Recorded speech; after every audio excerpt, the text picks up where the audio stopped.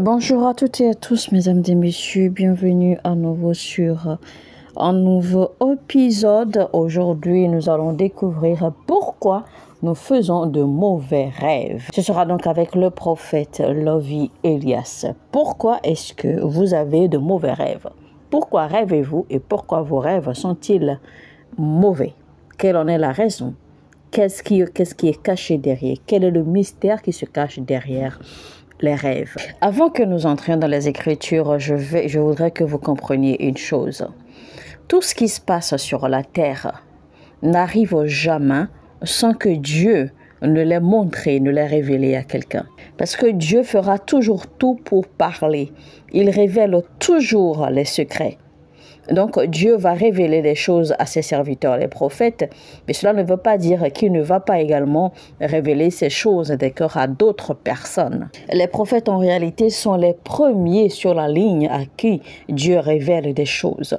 Mais si ce que Dieu a révélé vous concerne vous personnellement et que vous n'avez pas de prophète dans votre vie ou autour de vous, eh bien Dieu fera tout, il cherchera le moyen pour vous le révéler, pour vous parler, pour vous passer le message. Alors, il faut également souligner au passage rapidement que personne sur la terre ne meurt sans en avoir les signes. C'est-à-dire que personne ne meurt sur la terre sans savoir en avance qu'il va mourir. Dieu va vous donner des signes. Dieu va vous le faire savoir. Maintenant, le problème ici, c'est de savoir est-ce que vous allez être sensible pour le percevoir.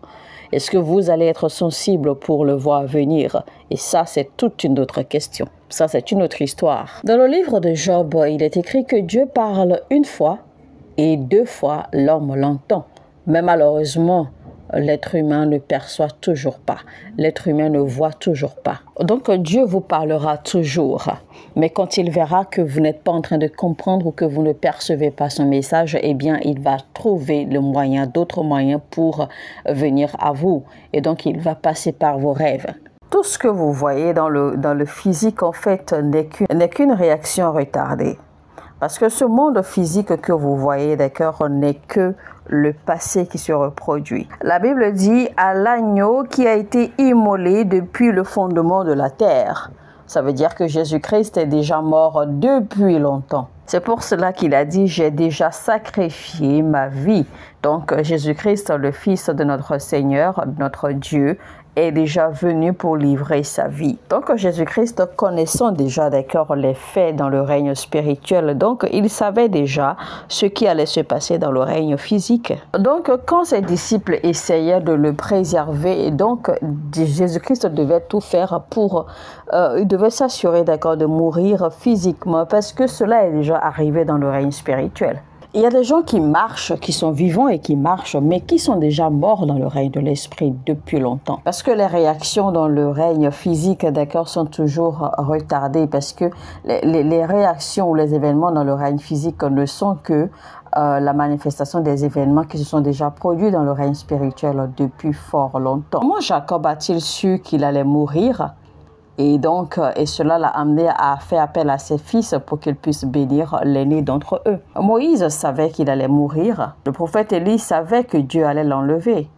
L'apôtre Paul savait également qu'il allait mourir. De la façon dont il est décédé, il le savait. Rappelez-vous que Dieu a annoncé à Ananias en fait que Paul allait souffrir beaucoup, qu'il allait souffrir le martyre pour la cause de Dieu. Donc Paul savait exactement la façon dont il allait mourir.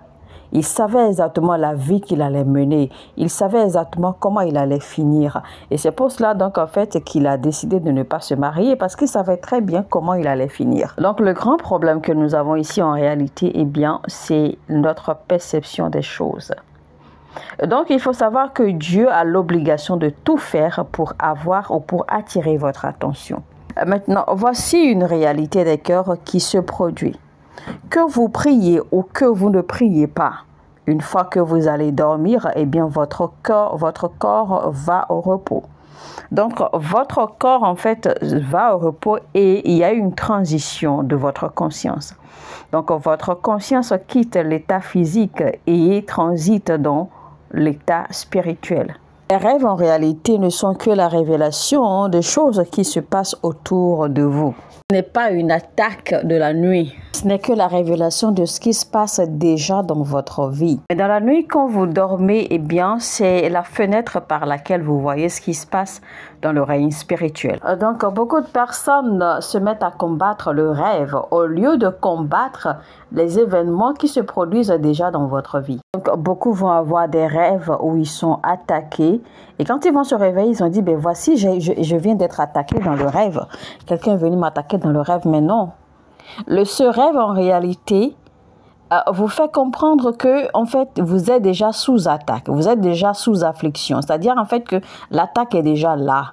Vous êtes déjà vous êtes déjà piégé par l'attaque. Ce n'est pas dans le rêve qu'on est en train de vous attaquer, non. Le rêve vous fait comprendre simplement que, eh bien, l'attaque est déjà présente dans votre vie. Vous êtes déjà victime de l'attaque. Ce n'est pas au moment où vous êtes en train de rêver, ou ce n'est pas le jour où vous êtes en train de dormir qu'on a commencé à vous attaquer dans votre rêve. Non, ça s'est déjà produit. Et cela est déjà présent dans votre vie. Donc, ce rêve, en fait, n'est qu'une fenêtre pour vous faire voir ce qui existe déjà dans votre vie. Ce qui se passe déjà dans votre vie. Parce que votre sommeil est le seul moment où votre conscience quitte l'état physique pour entrer, d'accord, dans l'état spirituel. L'attaque, en réalité, a déjà pris place. L'attaque est déjà existante dans votre vie. Et donc, vous pensez que vous êtes au contrôle, mais vous n'êtes pas du tout au contrôle. Parce que quand vous marchez, vous êtes dans vos activités quotidiennes et tout cela, l'attaque est déjà là. Donc quand vous voyez ces mauvais rêves, eh bien Dieu est simplement en train de vous faire comprendre que, eh bien, ces réalités existent déjà dans votre vie et vous avez le devoir alors de vous lever pour commencer à combattre, pour pouvoir en fait éliminer ces choses ou pour mettre fin à ces choses. Vous allez voir que beaucoup qui prient contre les rêves, quand ils ont de mauvais rêves, beaucoup se lèvent et commencent à annuler ou commencent à réprimander le rêve alors que ce qu'ils ont vu dans le rêve est déjà existant dans leur vie. Et quand vous lisez, en tout cas, quand vous parcourez les Écritures, vous n'allez voir nulle part où quelqu'un s'est réveillé et a réprimandé le rêve qu'il a eu. Personne n'a jamais prié contre les rêves dans toutes les Écritures. Mais tout le monde dans l'histoire de la Bible, de Genèse jusqu'à Apocalypse, même ceux qui n'avaient pas reçu Christ, même les non-croyants, d'accord, dans la Bible, en fait, ont toujours compris que les rêves étaient un message, que les rêves véhiculaient un message, les rêves véhiculaient une révélation. Même les non-croyants, d'accord, le savaient parfaitement bien. Alors, tout ce qui peut être interprété est une communication. Pourquoi est-ce qu'on arrive à interpréter les rêves? C'est parce qu'en réalité, les rêves, c'est une communication en d'autres langues ou en un autre langage. Et donc, nous avons besoin, d'accord, de le décortiquer afin de comprendre le message qui se cache derrière ce langage de rêve. Imaginez un instant que le pharaon, d'accord, du temps de Joseph en Égypte, ne connaissait pas les concepts ou ne savait pas que les rêves portaient un message. Eh bien, je suis certaine que la majorité du monde aurait déjà été détruite. Mais rappelez-vous le rêve que Pharaon a eu.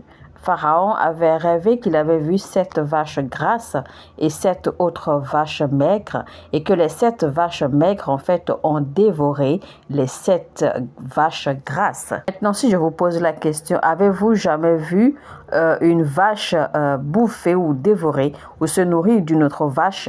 Ça n'a jamais existé. En fait, ça n'existe pas. Ce sont tous des vaches. Donc, une vache ne peut pas se nourrir d'une vache. Donc, en réalité, ce rêve ou cette vision, en fait, que Pharaon a eue, on aurait pu dire que c'était simplement un cauchemar et que ça n'avait absolument rien et que ça ne signifiait absolument rien. Mais Pharaon savait pertinemment que ce rêve avait un sens. Ce rêve portait un message. Et donc, il était troublé et il avait besoin de comprendre le message que véhiculait ce rêve. Quand vous faites un rêve et que le rêve vous inquiète ou que le rêve vous trouble, eh bien, il faut savoir que ce rêve a besoin d'attention. Vous devez chercher à comprendre ce rêve afin de prendre les actions ou afin, d'accord, de prendre les mesures nécessaires. Malheureusement, quand ça arrive comme ça, eh bien, les gens considèrent ce rêve ou ce genre de rêve comme une attaque démoniaque, alors que c'est Dieu qui est en train de vous révéler ce qui se passe déjà dans votre vie. Voyez-vous donc comment malheureusement nous comprenons les choses à l'envers. Alors qu'en réalité, c'est Dieu qui est en train de vous passer un message. Qu'un homme de Dieu dans la Bible n'a jamais eu un rêve et s'en est plus. Aucun homme de Dieu dans la Bible n'a jamais eu un rêve et au réveil, eh bien, a ignoré le rêve ou en était content. Parce qu'aucun homme de Dieu dans la Bible n'a jamais pris les rêves qu'ils ont toujours eu comme plaisants. Parce que chaque fois qu'ils sortent du rêve, eh bien, ils sont toujours troublés. Et c'est le témoignage qu'ils apportent, qu'ils sont troublés par le rêve qu'ils ont eu. Et ils commencent à chercher solution pour comprendre le rêve. Donc, le fait qu'ils soient troublés ne veut pas dire que eh bien, le rêve était démoniaque. Non. Le problème, c'est que beaucoup pensent que quand vous faites un rêve et que vous êtes effrayé ou que vous vous réveillez, d'accord, très, très effrayé, eh bien, beaucoup pensent que c'est une attaque démoniaque qui est venue à eux ainsi. Beaucoup pensent que c'est le diable qui est ainsi à l'œuvre furieusement dans leur vie. Mais non, ce n'est pas vrai. Je vous dis clairement, ce n'est pas vrai. Parce que la vérité est que même si vous voyez Dieu aujourd'hui, vous aurez peur. Vous serez effrayé, grandement effrayé même. Pour cela, vous allez voir quand les anges se révèlent à quelqu'un, c'est-à-dire que quand les anges apparaissent à quelqu'un, eh bien les anges font toujours le premier pas à calmer la personne, à demander à ce que la personne ne craigne rien. Parce que les anges savent que la première vue de quelque chose que vous ne connaissez pas, eh bien vous effraie toujours. Parce que la réaction instinctive, c'est d'exprimer la peur, la méfiance. Tout de suite, vous êtes effrayé quand vous voyez quelque chose que vous ne connaissez pas. Quelque chose que vous n'avez jamais expérimenté, quelque chose que vous n'avez jamais vu. La peur fait partie de la constitution de l'homme. Et la peur, en fait, est une réaction instinctive, d'accord, en fait, défensive. Parce que vous ne savez pas en réalité ce qui est devant vous. Vous ne savez pas, vous ne comprenez pas ce que vous voyez. Vous ne savez pas ce qui se passe autour de vous. Donc, cette sensation de peur, d'accord, s'élève de façon automatique en vous. Et cela vous met, d'accord, sur la défensive immédiatement. La peur est une chose naturelle, d'accord, dans la nature de l'homme. Parce que même Moïse a eu peur. Moïse était effrayé quand il a vu le buisson ardent pour la première fois. Même Zacharie, le prêtre, quand il était dans le peuple, quand il a vu Jésus-Christ, d'accord, notre Seigneur, eh bien, il a eu peur. Quand il l'a rencontré, il a eu peur tout de suite. Il est vrai que la peur est chose naturelle pour l'être humain. Mais rappelez-vous que la Bible dit que Dieu ne nous a pas donné un esprit de peur. Donc, il y a tant de choses que nous avons diabolisées alors que ces choses ne viennent même pas du diable. Et ce faisant, malheureusement, eh bien, nous avons fermé la porte pour nous d'interagir ou de communiquer avec Dieu. Genèse chapitre 40 à partir du verset 5 qui dit: pendant une même nuit, les chansons et le panetier du roi d'Égypte, qui était enfermé dans la prison, eurent tous les deux un songe, chacun le sien, pouvant recevoir une explication distincte. Cela veut simplement dire en fait que les deux ont eu des rêves différents et que la signification de leurs rêves également sont différentes. Donc chacun avait son rêve et chacun avait compris que son rêve portait un message et donc que son rêve avait une différente signification. On évolue rapidement.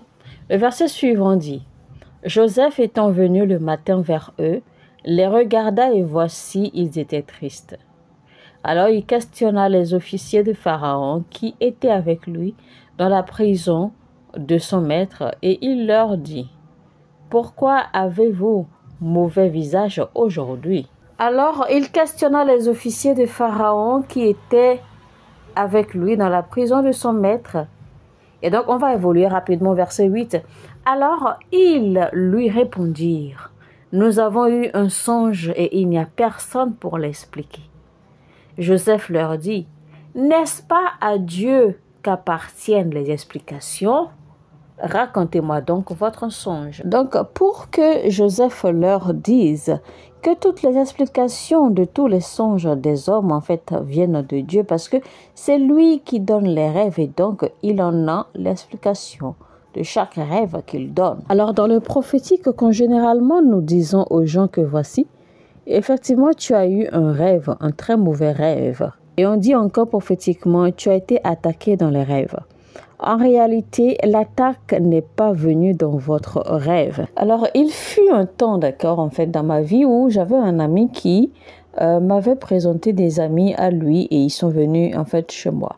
Alors, pendant qu'il causait, il me parlait de tout et de tout et de tout et de rien. Eh bien, le Seigneur m'a ouvert les yeux et l'ange de Dieu m'a dit, en fait, que voici celui-ci, d'accord, parmi eux, souffre de ceci parce que il a l'habitude de faire de mauvais rêves. Et voici ce qu'il voit dans ses rêves.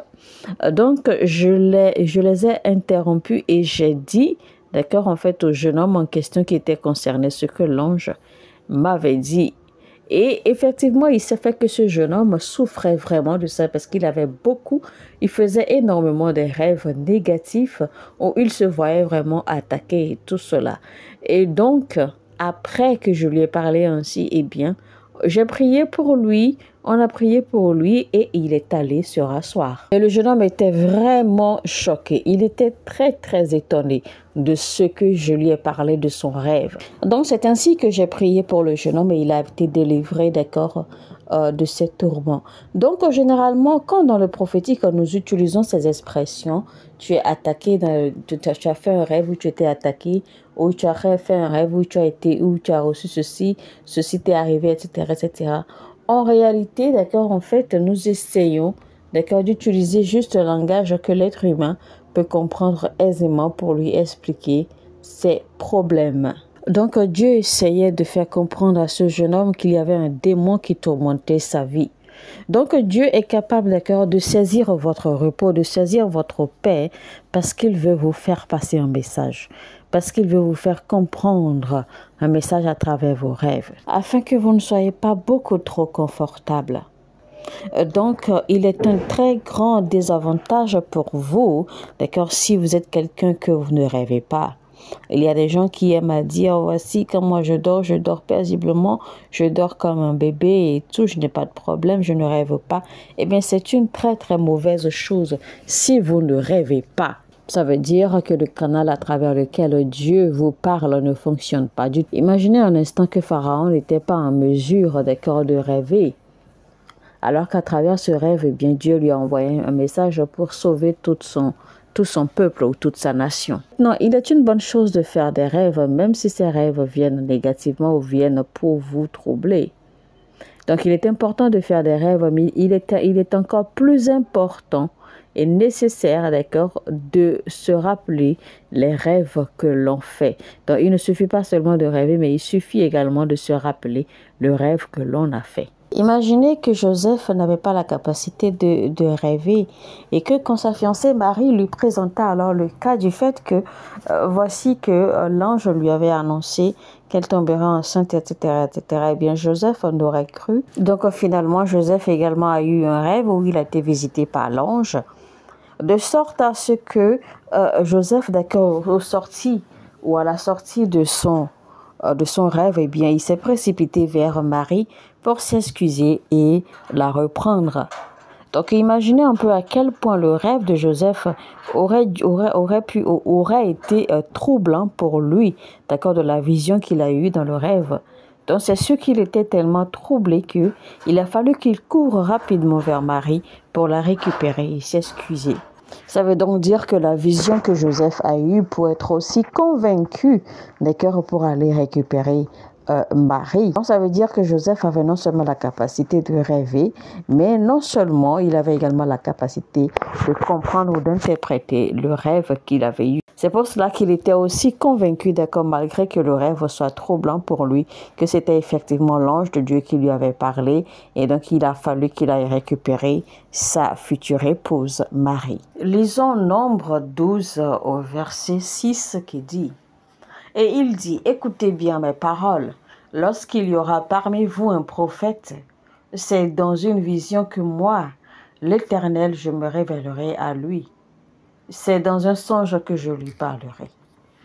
Donc, à travers ce verset, je vais vous dire que vous ne pouvez pas être prophète. Vous ne pouvez pas opérer en capacité de prophète jusqu'à ce que Dieu vous visite. C'est-à-dire que tant que Dieu ne vous ait visité clairement et vous dire par sa propre bouche que vous êtes prophète de Dieu et qu'il vous appelle pour vous ordonner prophète. Mesdames et messieurs, on va s'arrêter là pour aujourd'hui. C'était donc la première partie de notre message. Pourquoi faisons-nous des rêves mauvais? C'était donc avec le prophète Lovy Elias. Si vous avez aimé ce message et si vous aspirez, d'accord, en fait, à suivre la suite de ce message ou à recevoir la suite de ce message, eh bien, cliquez déjà sur le bouton j'aime et partagez celui-ci au maximum et abonnez-vous à cette chaîne si vous n'êtes pas encore abonné afin de recevoir la notification chaque fois que nous publions des messages et dont vous serez averti quand la deuxième partie de ce message va être publiée. Sur ce, je vous dis que Dieu vous bénisse abondamment. Mon heure a sonné et votre heure a sonné.